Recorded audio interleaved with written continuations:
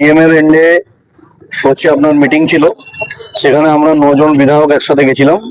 সেখানে administrative meeting হয়েছিল, যা যা ডিসিশন ছিল, ডিএমসি এবং এডিএ রিলেটেড কিছু ওয়ার্ক ছিল, সেই ওয়ার্কগুলো নিয়ে আমরা 2 বিধায়ক কথা বলার জন্য গেছিলাম। আজকে আমাদের ডিএমসি তে বোর্ড অফ অ্যাডমিনিস্ট্রেটরের যা চেয়ারম্যান ভাইস চেয়ারম্যান ছিল সেটা ভেঙে দিয়ে নতুন করে ডিএম সাহেব আজকে ডিএমসি এর অ্যাডমিনিস্ট্রেটর হলেন, এবং এডিডি এর ক্ষেত্রেও ডিএম সাহেবই চেয়ারম্যান হিসাবে এখন অ্যাক্ট করবেন যতদিন না নতুন বোর্ড তৈরি হচ্ছে।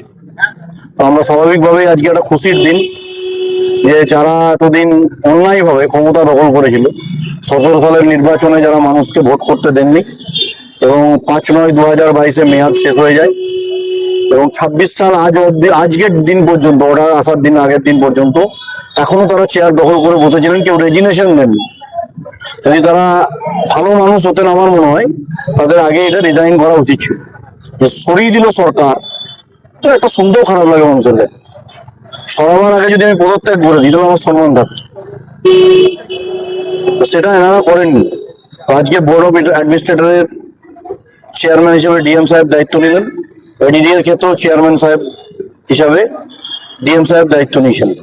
আমাদের কাজ হচ্ছে, কমিশনার তো আলাদা পোস্ট, কমিশনার থাকবেন। আমরা যে কাজগুলো নিয়ে বলার জন্য গেছিলাম তখন এবং আমি জয়েন্টলি, শ্যামপুর মোড় থেকে নডিয়া পর্যন্ত যে রাস্তা, বিধাননগরে মার্টিন লুথারের যে রোড, সালানপুরিয়ার হয়ে যে রাস্তা আর কি, ওই মার্টিন লুথারের রোড, এগুলো হচ্ছে সব স্টপ হয়েছিল, যাতে ইমিডিয়েটলি কাজগুলো শুরু হয়। বহু মানুষ রাস্তা দিয়ে যাতায়াত করতে অসুবিধা হচ্ছে।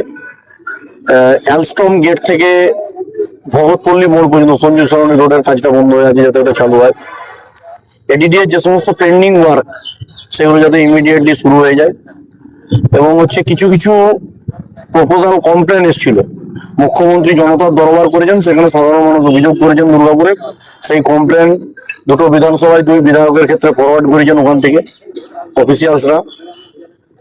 সেই যেগুলো কমপ্লেন ছিল, যেমন একটা হচ্ছে সিটিজেন হসপিটাল, সেই হসপিটালকে ব্যবসা করার জন্য জায়গা দেওয়া হয়নি, ওটা আইএমএ কে জায়গা দেওয়া হয়েছিল যে ওই চ্যারিটেবল ট্রাস্টের জন্য। সেই জায়গায় ইনলিগাল কনস্ট্রাকশন করে পাশের আরেকটা প্লটকে একসাথে জুড়ে নিয়ে অ্যামালগামেশন ডিড যা তৈরি করে উপরে টিনের সেট করে সেখানে হসপিটাল চালু করেছেন। ইমিডিয়েটলি যা তার প্ল্যান চেক করে তার তদন্ত কমিটি গঠন করে ওখানে রিপোর্ট দেওয়া। তপন সিটিতে 4428 দাগ নম্বর 12 সালে হচ্ছে আপনার পুকুর রেকর্ড, 22 সালে বাস্তু হয়ে গেছে পুকুরে, সেখানে হাই রাইজ বিল্ডিং খাড়া হয়ে গেছে। 50 নম্বর, 51 নম্বর, 52 নম্বর, 53 নম্বর টাওয়ারের মাঝখানে একটা জায়গা ছিল ল্যান্ড, যেটাকে গার্ডেনিং স্কেপ হিসাবে, যেটা গার্ডেন থাকবে ল্যান্ডস্কেপে দেখানো আছে প্ল্যানে। পরে দেখা যাচ্ছে 24 সালের শেষের দিকে সেখানে হাই রাইজ বিল্ডিং তৈরি হয়েছে। তো এগুলোর অ্যাপ্রুভাল যারা দিয়েছেন, কোথাও কোথাও ডিএমসি, কোথাও জেলা পরিষদ, কোথাও এডিডিএ, একে অপরের সাথে রিলেটেড। আমরা সেই অফিসিয়ালসদের বলেছি যে আপনারা আধিকারিক যারা আছেন এর তদন্ত হবে এবং উপযুক্ত শাস্তির ব্যবস্থা করা হবে।